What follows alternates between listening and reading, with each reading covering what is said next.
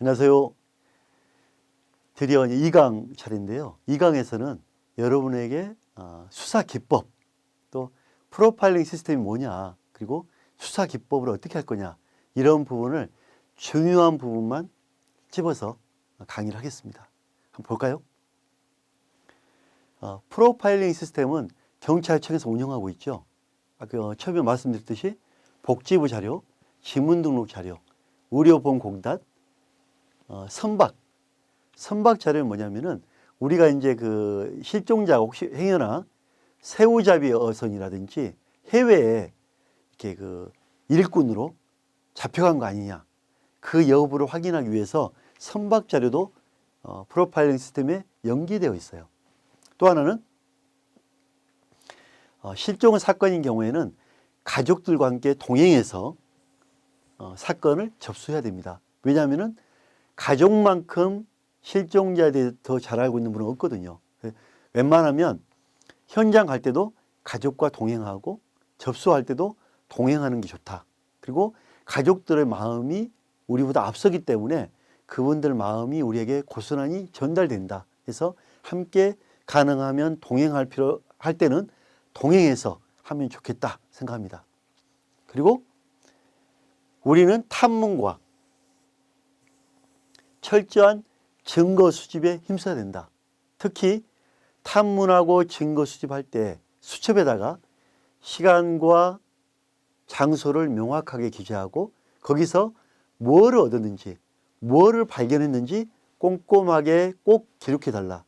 그러한 자료는 중요한 증거 자료가 된다 생각하시면 됩니다. 자, 제가 이제 그 과거에 실종자를 찾았던 내용인데요. 일본의 그 해변가에 유골이 발견된 적이 있었거든요. 일본 경찰이 한국에 연락을 한 거예요. 일본 그 나카치마 스시마역에서 발견된 유골에 어부 옷을 입었는데 그 주머니에서 1,000원짜리 2개 나왔다. 그래서 한국 국민일 수가 있다라고 해서 연락이 왔어요. 그거를 제가 전국에 있는 실종자, 바다에서 실종된 분들 자료를 뽑고 또 사람의 몸이 그 백고라가 된 거는 바닷속에 들어가면 한 5개월 정도 되면 백고라가 됩니다. 5개월 전에 실종된 분들 자료를 뽑아가지고 가족을 찾아서 연락을 해준 적이 있어요. 즉, 이러한 자료는 과거의 프로파일링 시스템에 접수됐던 자료를 통해서 찾을 수가 있었겠죠. 이런 자료 활용하는 방법을 알고는 있어야 되겠죠. 또 하나, 충남 당진의 경찰서에다가 어떤 아주머니가 신고가 왔어요. 전에 30년 전에 다방에다가 아이를 두고 왔다. 아이를 두고 올 때 우유병과 포대기와 아이를 두고 왔다. 그 아이는 여자아이였다. 그런 신고를 했어요. 30년 전이면 너무 오래잖아요. 그리고 자료도 없잖아요. 제가 이거를 30분 만에 아이를 찾아냈어요. 왜 어떻게 찾아냈냐면은 프로파일링 시스템에 검색을 할 때 다방, 아이, 우유병 그걸로 뽑아낸 거죠, 자료를. 이런 내용을 가지고 얼마든지 자료를 뽑아낼 수가 있다. 그런 생각을 갖고 가시면 좋을 것 같습니다. 자, 드디어 현장에 가면 어떤 생각을 가지고 우리가 실종자를 찾을 거냐, 이런 고민을 해야 됩니다. 특히 지금까지 강력 사건이 발생했잖아요. 거기에 문제점은 하나씩 알고 가야 됩니다. 뭐냐면은 평택의 원영이 사건입니다. 평택의 원영이 뭐냐면은 아이가 계모의 학대를 받고 베란다에서 발견됐죠. 베란다에서 사망했는데 어떻게 사망했냐면은 계모가 학대하고 락스를 뿌리고 그 추운 겨울에 베란다에 내보내서 굶겨 죽였습니다. 자, 처음에 평택 원영이 실종 사건이 발생했을 때 가장 문제점이 뭐냐면은 실종 시간과 장소를 확보를 못했어요. 그러다 보니까 이 사건이 미궁에 빠진 겁니다. 실종 후에 시간과 장소를 확보하지 못하면 엉뚱한 걸 보게 됩니다. 그래서 원영이처럼 가장 중요한 것은 일시 장소를 확보해야만 사건이 해결될 수가 있다. 처음에 문제점이 뭐냐면은 경찰관이 CCTV 영상을 확보했는데 아주 흐릿한 영상입니다. 앞에 간 분이 뭐 여자인 것 같고 뒤에 가고 있는 아이가 남자인 것 같고 여자인 것 같기도 하고 너무나 흐린 영상, 그거를 본 겁니다. 그거를 실종 일시 장소로 본 겁니다. 뒤에 가는 아이가 원영이, 앞에 가는 분이 계보. 그러다 보니까 실종 사건이 완전히 뒤죽박죽 된 겁니다. 우리가 실종 일시 장소를 명확하게 확보를 할 때 사건은 해결될 수가 있다, 이렇게 보시면 됩니다. 또 하나는 부천의 미라미 사건. 부천의 미라미 실종에 관련자가 누굽니까? 아빠죠. 계모죠. 이모입니다. 그렇다면 지금 실종 사건은 가족도 범인일 수가 있다. 가족도 철저하게 확인해야 된다. 이 부분을 우리가 명심해야 됩니다. 실종 사건이 발생하면 외부적 원인도 있지만 가족 내부의 원인도 있을 수가 있다. 이 부분을 갖고 우리가 확인해야 됩니다.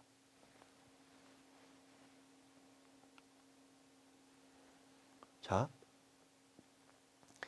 안양에 발생한 만원 사건, 안양 만원에서 발생한 사건, 이게 뭡니까? 밤늦게 동거남과 동거여자가 들어갔어요. 오피스텔에. 그러면 함께 들어갔는데 나오지 않는다면 여러분 어떻게 생각이 어때요? 누가 범인일까요? 여러분 생각에 뭐가 잘못된 것 같습니까? 분명히 동거남과 동거녀가 들어갔단 말이에요. 근데 동거녀가 안 나와. 그러면 뭔가 문제가 있는 거 아닙니까? 범인은 동거남이겠죠. 동거남이 어떤 문제 때문에 죽였거나 감금했거나, 그죠? 우리가 늘 마지막에 발견된 장소에 함께 들어갔다면 그 동거남도 범인일 수가 있다. 범인. 자, 예비군 실종 사건. 예비군이 마지막으로 우리은행 앞에 자전거를 세워두고 건너편에 오피스텔로 들어갔죠. 그러면서 안 나왔죠.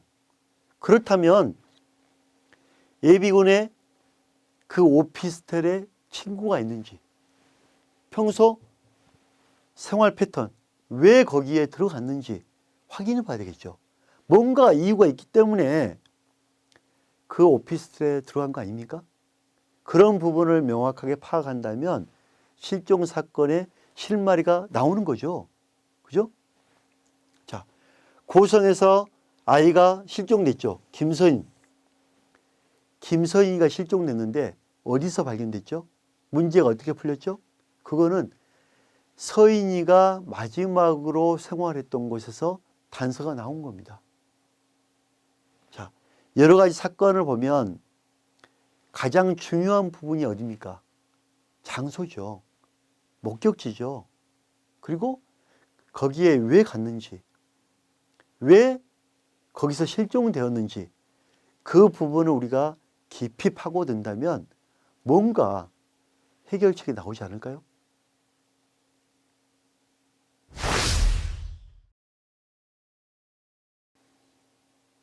자, 나이스 기법 한번 알아볼까요? 나이스 기법 하면 여러분 뭔가 생소하죠?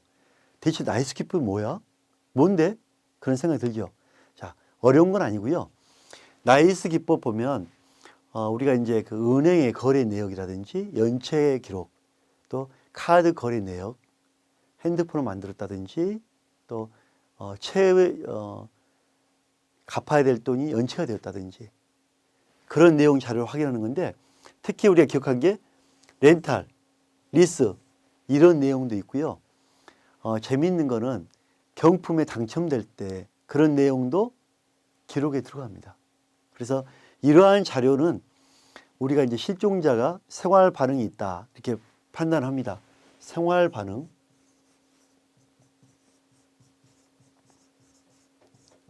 즉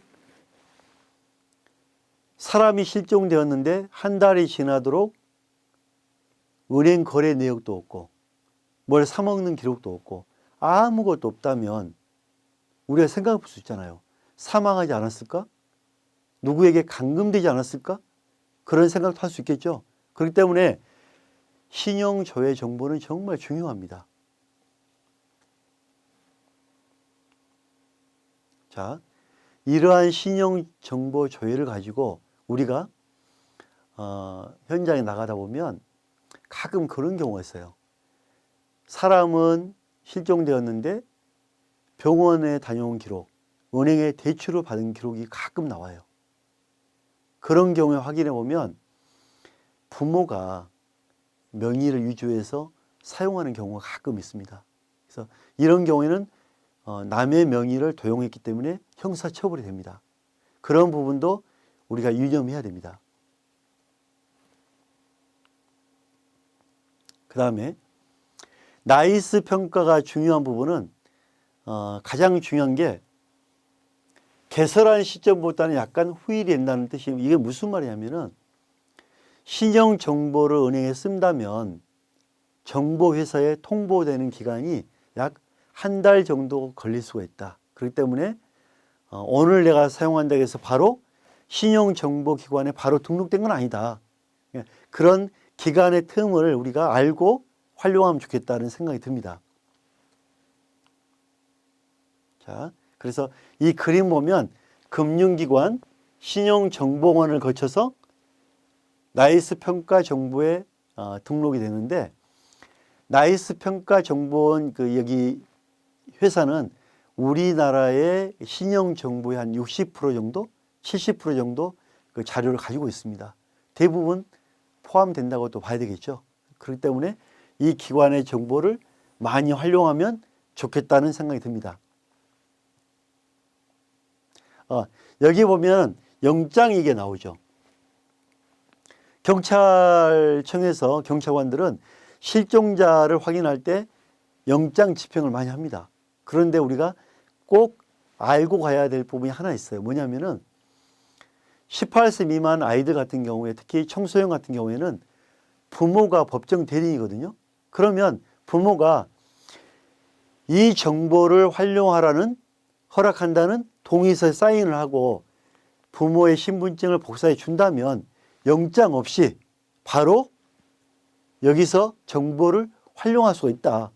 이런 부분은 꼭 알고 있어야 되겠죠? 영장을 받으려면 시간이 많이 걸리잖아요. 하지만 우리가 영장을 받지 않고 바로 부모의 동의서만 받는다면 바로 자료를 볼 수 있다. 좋은 팁이죠. 그죠? 자, 나이스를 알아봤으니까 다른 기법 볼까요? 우리가 실종자를 찾을 때 반드시 실종자의 신체 정보도 활용해라. 얼굴이 어떤 형이고 어떤 특징이 있고 이런 자료를 활용한다 보면 실종자를 찾을 수 있다. 또 하나 외국인 실종도 많이 들어옵니다. 그러나 외국인이라고 해서 다 납치되고 범죄에 관여된 건 아니다. 우리가 실종될 때 외국인 신고를 받고 현장 나갔다면 그 외국인이 웃으면서 친구하고 어딘가 간다면 취업 목적이겠죠. 불법 취업. 하지만 뭔가 갑자기 짐도 있고 갑자기 행방불명이 됐다. 그런 경우에는 납치 의심을 갖고 신고를 해야 되고 찾아야 됩니다. 특히 실종자는 외국인 같은 경우에는 한국인은 지문이 있잖아요. 근데 외국인은 지문이 없습니다. 그런 경우에 외국인의 지문을 발견한다면 그 지문을 확보해서 대사관에 보내준다면 그 실종자의 인적사항을 파악할 수 있다. 또 하나 외국인이 그 출입국을 통과할 때 여권 검색하잖아요. 그 여권 검색에 관련된 확인하면 외국인의 인적 자료, 얼굴, 지문 여러 가지 자료를 확보할 수 있다.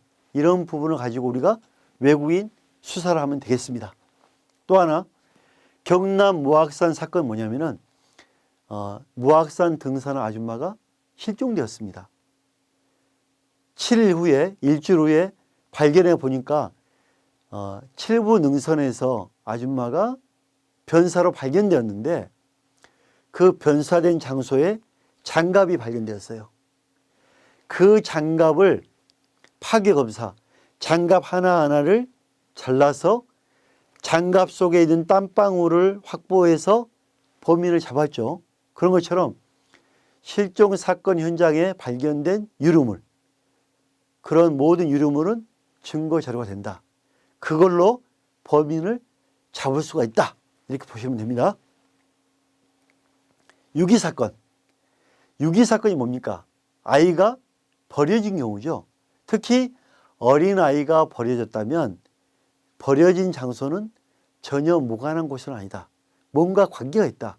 사전에 답사했다든지 사전에 한번 왔다 갔다든지 연고자가 있다든지 지리감이 있다든지 그런 경우가 있기 때문에 유기아동 발견 장소에 대해서 철저하게 수사를 하고 증거를 확보하고 연고자, 지리감, 탐문 수사를 해라. 그런 부분은 아주 중요합니다. 자, 상품 바코드 활용 되게 재밌죠? 우리가 실종자가 발견된 지역에 비닐봉지가 발견되었어요. 그 비닐봉지를 보니까 물건을 샀던 바코드가 찍혀 있습니다. 좋다. 바코드가 찍혀 있다면 그 바코드를 확인한다면 어디에 백화점인지 어디에 있는 마트인지 확인 가능합니다. 그러면 그 마트에 가서 그 물건을 샀던 바코드에 보면 시간도 나오거든요. 그러면 그 시간에 CCTV를 본다면 누가 샀는지 확인되겠죠. 그러면 바코드를 근거로 해서 물건을 살 때 자기의 신용카드를 긁을 거 아닙니까? 신용카드를 사용했다면 그 사람의 인적사항 확보도 가능하죠. 그 사람이 범인일 수가 있다. 용의자일 수가 있다. 이 상품 바코드 현장에서 버릴 거는 하나도 없는 거죠. 우리는 이 바코드 하나 가지고 범인도 잡을 수가 있다. 보시면 되겠습니다. 자, 환경조사 분석 기법. 제가 실종자를 5,600건이나 찾을 수 있던 비결은 환경조사 분석 기법입니다. 이건 뭐냐면은 실종자가 실종되었다면 언제 어디서 왜 누가 어떻게 무엇 때문에 실종되었느냐 나오잖아요. 그거를 또 언제 일시장소를 또 나눈 겁니다. 목격자가 누구냐, 현장이 어디냐, 이런 장소를 하나하나 분리해서 분석해서 30여 가지로 분석해서 끝까지 탐문하는 거죠. 그거를 환경조사 분석 기법이라고 제가 석사와 박사 논문에 실어놨습니다. 좋은 방법이죠. 작은 단서 하나라도 끝까지 추적하자. 셜록 홈즈는 이런 얘기 했어요. 자료. 나는 지능 없이는 집을 지을 수 없다. 철저하게 정보를 얻어내야만 집도 짓고 사건도 해결하고 범인도 잡고, 셜록 홈즈가 말했죠. 자료. 즉 환경조사 분석 기법은 여러 가지 자료를 가지고 그 자료 하나하나를 추적의 끈으로 잡고 끝까지 추적해 나가는 거죠. 그러면 여러분들 셜록 홈즈처럼 명탐정이 될 수 있겠죠. 그죠? 그 다음에 치매 상태에 따른 수사 기법입니다. 이게 뭐냐면은 치매도 다 같은 치매가 아닙니다. 치매도 혈관성 치매가 있고요. 알츠하이머형 치매가 있습니다. 혈관성 치매는 우울증입니다. 내가 죽어야 돼. 나 같은 놈은 빨리 없어져야 돼. 나는 가족들에게 해가 돼. 그런 분들은 자살하기 위해서 집을 나간 경우가 많습니다. 그러면 평소에 말했던 것, 평소에 생각했던 것, 일기장을 보고 빨리 그쪽에 가서 실종자를 발견해야 되겠죠? 하지만 알츠하이머형 실종은 길을 잃은 경우입니다. 그러면 길을 잃고 산으로, 강으로, 집 근처에서 쓰러져 있거나 그런 경우가 많죠. 그렇기 때문에 치매 상태에 따라 우리는 수색을 해야 됩니다. 그 다음에 부정기자 등록입니다. 부정기자 등록이 뭔지 압니까? 실종자가 지적장애 있단 말이에요. 근데 부산에서 카드를 써. 울산에도 써요. 인천에 써요. 군산에 씁니다. 이상하잖아요. 지적장애인이 실종되었는데 지적장애인이 만든 카드가 전국에 쓰고 있단 말이에요.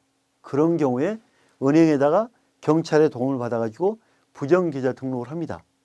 그러면 경찰은 부정기자 등록이 만약 카드를 쓴다면 경찰에 통보가 되겠죠. 그러면 경찰은 바로 사용했던 곳에 나가서 범인을 검거하게 됩니다. 그래서 부정계좌 등록은 그런 식으로 한다. 꼭 기억해 주기 바랍니다. 다음에 통신자료 적극 활용할 것. 통신자료가 뭡니까? 예를 들면 지적장애인이 있어요. 지적장애인을 여자란 말이에요. 그러면 요즘에 나쁜 사람 많잖아요.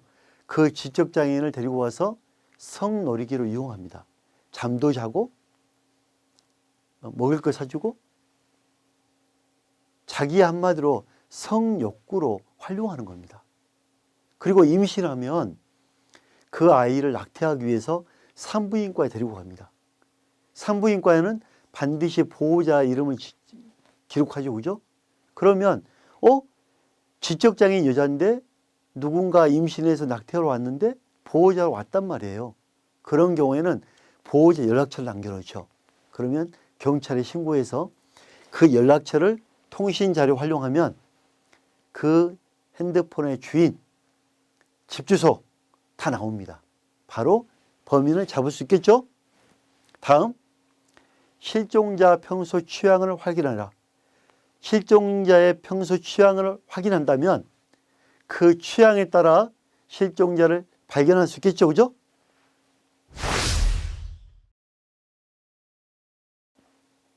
자, 이 시간 보호시설 자료를 어떻게 활용할 것이냐. 자, 현장 나가면 보호시설에 많은 사람들이 보호되고 있어요. 그러면 우리는 보호시설에 무작정 가면 안 됩니다. 보호시설에 가기 전 방문한다면 실종자의 사진을 보여주고 여자다, 남자다, 그리고 지적장애가 있다, 또 머리는 어떤 형태다 구체화한 다음에 거기에 맞게 언제 어디에서 온, 언제쯤에 온 실종자의 명부를 봅시다. 얘기를 해야 됩니다. 그러면 실종자 명부가 있거든요. 거기에 맞는 실종자의 명부를 보고 우리는 빨리 신속하게 실종자를 확보할 수 있겠죠. 그래서 보호시설을 갈 때 그냥 가면 안 된다. 어느 정도 구체화해서 요구를 해야 할 것. 그래야만 정확한 자료를 볼 수 있다. 또 하나, 약간 비슷한 사람이 있다면 유전자를 반드시 확보해서 비교할 것. 그 다음에 변사자입니다. 최근에 실종자가 서울 관악에서 실종되었다면 약간 우울증이 있단 말이에요. 우울증 있는 아이가 실종되었다면 자살 가능성이 있겠죠. 자살. 그러면 서울 시내에 실종된 이후에 자살한 사람이 누가 있느냐? 이 나이 또래 아이들이 누가 있느냐? 확인해 봐야 되겠죠. 그래서 우울증이라든지 이런 자살 가능성이 있는 사람은 반드시 변사자의 자료를 활용할 것. 꼭 기억해 주기 바랍니다. 자, 우리의 실종 사건은 발생지, 관할지, 첫 강에서 설명을 드렸죠. 늘 발생 장소가 어디냐 이 부분을 염두에 두고 또 신고가 늦게 들어왔다. 지연 신고. 이상하다. 가족이라면 실종 사건이 발생했으면 바로 신고해야 되잖아요. 근데 바로 신고 안 하고 한 달 후에 한단 말이에요. 뭔가 있잖아요. 그죠? 지연 사건은 뭔가 있다. 가족들에게 뭔가 문제가 있다. 그러면 왜 늦게 신고했는지 확인해 봐야 돼요. 이게 타당하지 않는다면 우리는 생각해 볼 수 있겠죠. 아이를 죽인 거 아니냐. 아이를 감금한 거 아니냐. 아이가 뭔가 잘못된 거 아니냐. 이 부분을 염두에 둬야 됩니다. 지연 신고, 가족과 반드시 관계가 있다. 이 부분을 염두에 두고 신고자에 대한 환경을 철저하게 조사할 것 꼭 명심 바랍니다.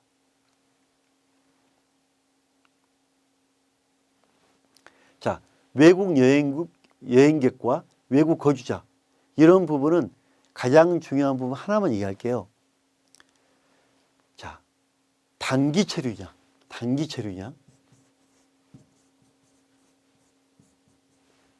장기냐.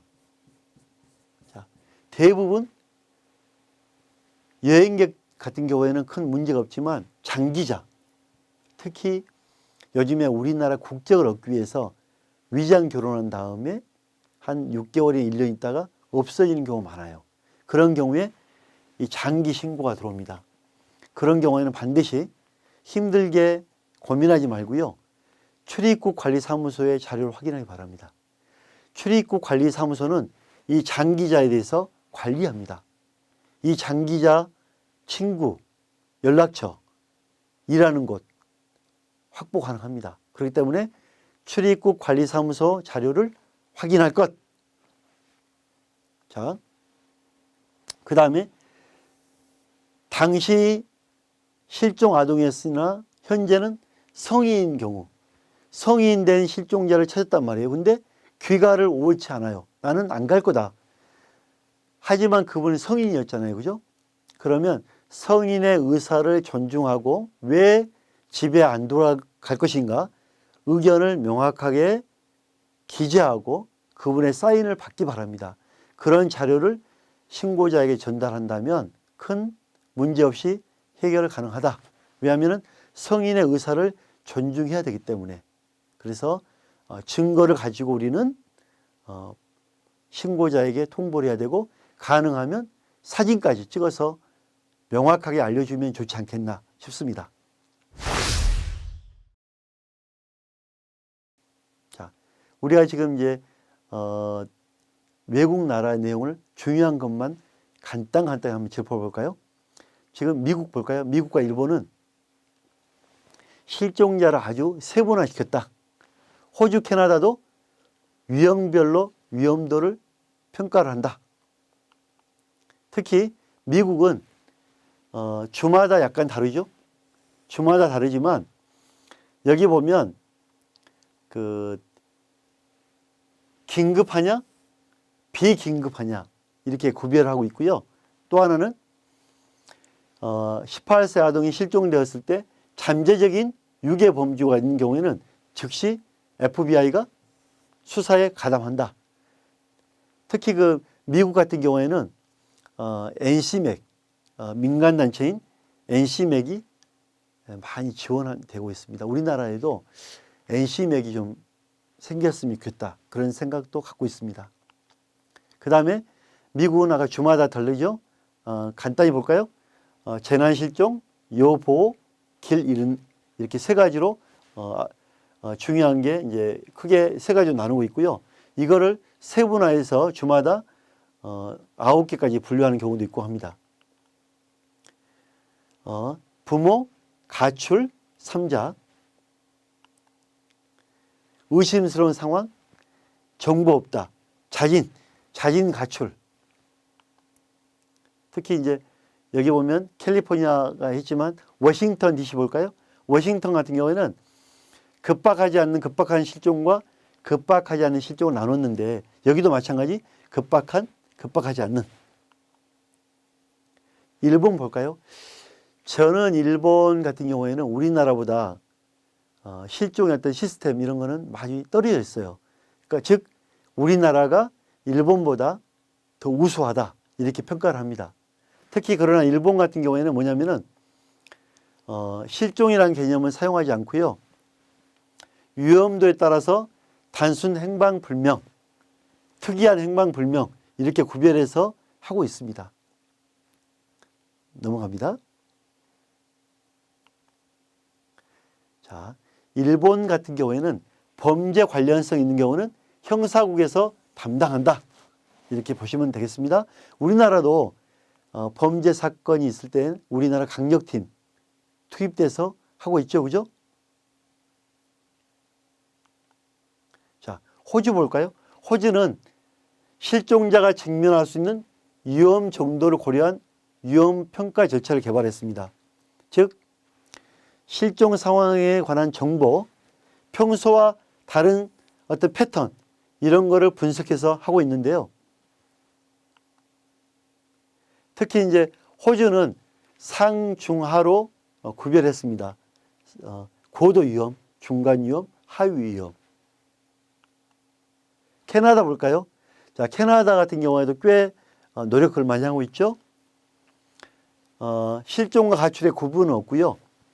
최초 신고 접수한 경찰관 상급자가 연령, 병력, 환경을 고려해서 판단을 합니다.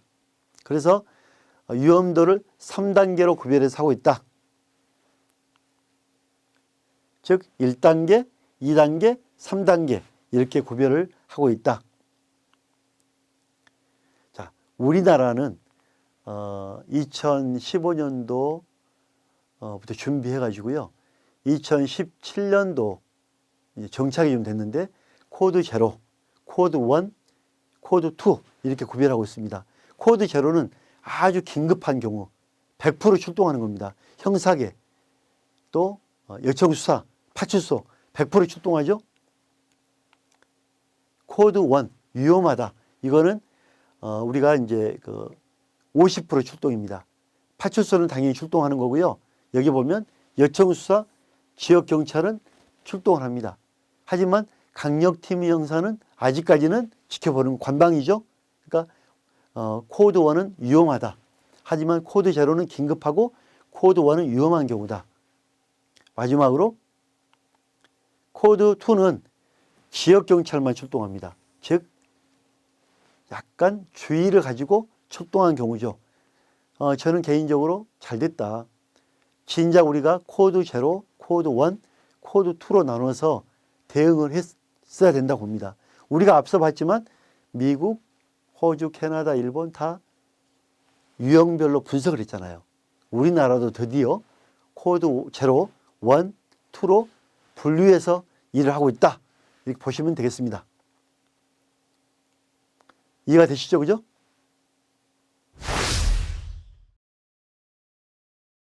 자, 여러분이 궁금해하는 문제 한번 풀어볼까요? 우리나라 실종 사건에 대한 대응 방법. 잘못된 것? 자, 코드 위험 1은 위험한 사건에 대한 출동이다. 맞나요? 어때요? 방금 공부했는데? 맞죠? 코드 2는 주의가 필요한 사건에 대한 출동이다. 맞죠? 코드 제로는 뭡니까? 주의 및 위험입니까? 아니죠. 모두는 아니죠. 뭡니까? 여러분 뭐죠? 긴급이죠. 긴급. 긴급. 자, 코드 2는 실종자에 대한 탐문이 필요하죠.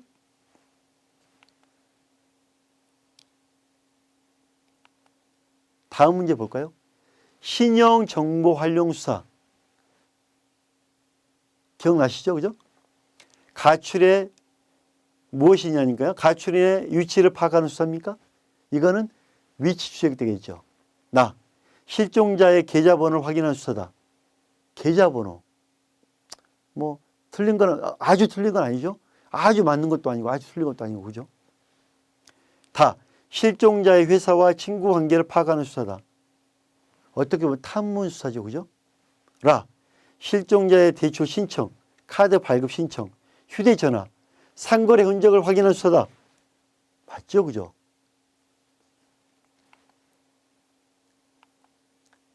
자, 실종 사건 현장에 탐문 조사할 때 잘못된 행동. 탐문 조사 알죠? 그죠? 가서 확인하는 거. 자, 1번. 현장에서 미세 증거물 목격자를 확보해서 하는데 중점을 둔다. 초동 조치죠. 아주 중요한 조치죠. 그죠? 2번. 탐문 조사할 때 주변의 CCTV 위치를 확인 및 자료를 확보에 중점을 둬야 된다. 맞죠? 그죠? CCTV 확보하고 자료 확보 중점. 맞잖아요. 그죠? 3번. 다. 실종 시간과 장소를 늘 확인해라. 맞는지 안 맞는지. 뭐 틀린 거 아니죠. 그죠? 자, 라.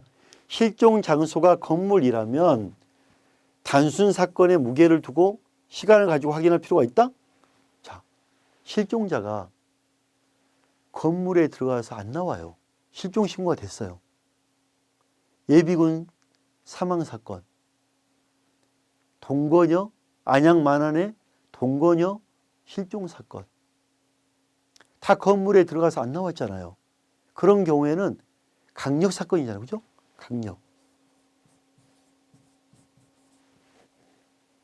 긴급하게 범죄 혐의를 가지고 코드 제로로 출동해야 되겠죠.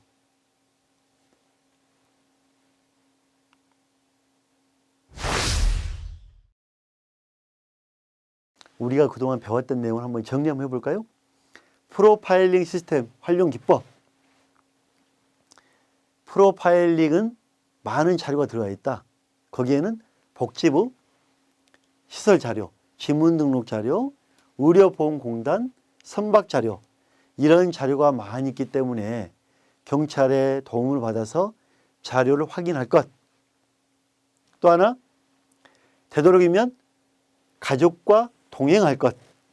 왜냐하면 가족의 어떤 그 공감 능력이 뛰어나기 때문에 그런 공감 능력을 갖고 현장 가면 실종자를 잘 찾을 수가 있다. 그 다음에 현장 살해 문제점. 평택의 원영이는 실종 시간 장소.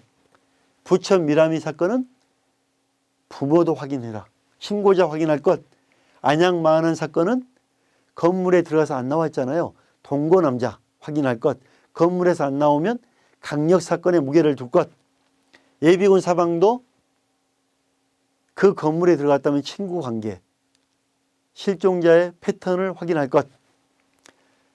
김서인 사건 최종 주거지 확인할 것.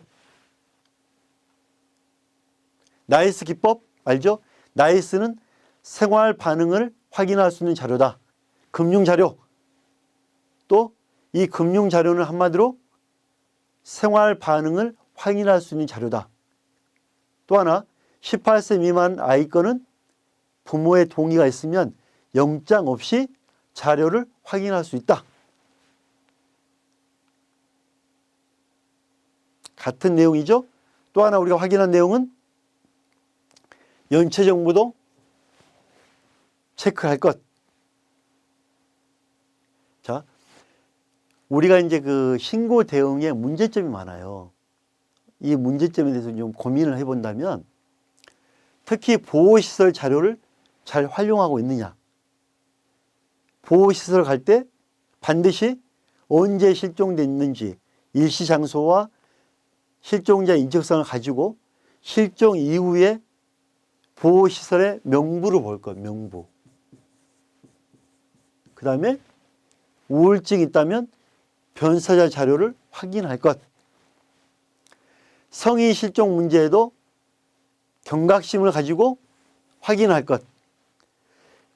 유전자가 보관이 안 되어 있다면 반드시 유전자 보관할 것. 발생지와 관할서가 어딘지 분명히 할 것. 지연 사건에 대해서는 신고자가 범인일 수가 있다. 왜 지연 신고가 됐는지 반드시 확인할 것. 외국 여행객은 장기 체류이라면 출입국 관리사무소 자료 확인할 것. 자, 성인이 된 경우 귀가를 원치 않는다면 본인의 자필을 받고 사진을 찍어서 신고자에게 통보할 것.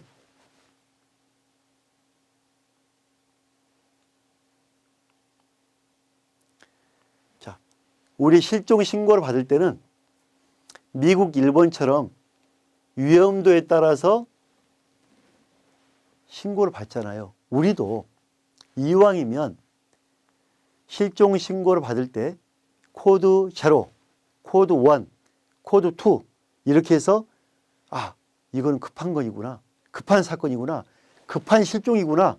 빨리 나가보자 하고 우리 탐정들도 신속한 대응이 필요하다. 유형별로 혼자 나가지 말고 5명도 나가야 되고 코드별로 우리 탐정들도 대응하자. 꼭 필요합니다. 그 다음에 수색할 때도 호주, 캐나다처럼 수색할 때도 마찬가지겠죠. 그죠? 자, 지금까지 우리가 실종 신고에 대한 시스템을 이용하고 어떻게 하면 실종자를 잘 찾을 수 있을 것이냐 이런 기법을 공부를 많이 했어요. 제가 여러분들에게 정말 그 키포인트만 완벽하게 잘 전달했다고 봅니다. 이러한 핵심적인 열쇠를 가지고 실종자를 잘 찾는 멋진 탐정이 되기를 기대해 봅니다. 여러분 화이팅 하십시오. 감사합니다.